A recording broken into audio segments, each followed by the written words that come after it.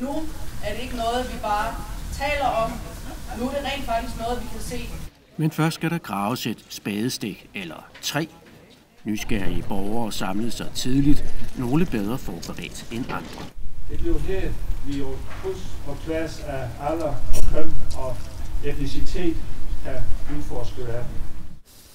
Med biblioteker, kunstsal, kunstskole og café ombord vil det nye kulturhus trykke åndelig føde ud i alle afskygninger til de kommende brugere.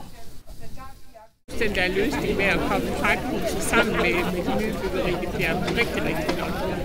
Jeg håber, at det kommer til at betyde rigtig meget, at der kommer rigtig mange turister, og det kommer rigtig mange penge ind på vores kommunekasse. Men først skal der graves et lille hul. Skal vi gøre det? Ja, så går vi i gang.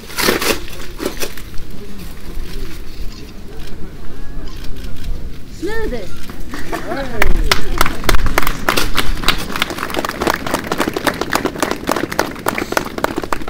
I multikulturhuset, der skal folk jo kunne suge viden til sig, udforske verden, mødes, snakke sammen, være sammen, udvikle os sammen.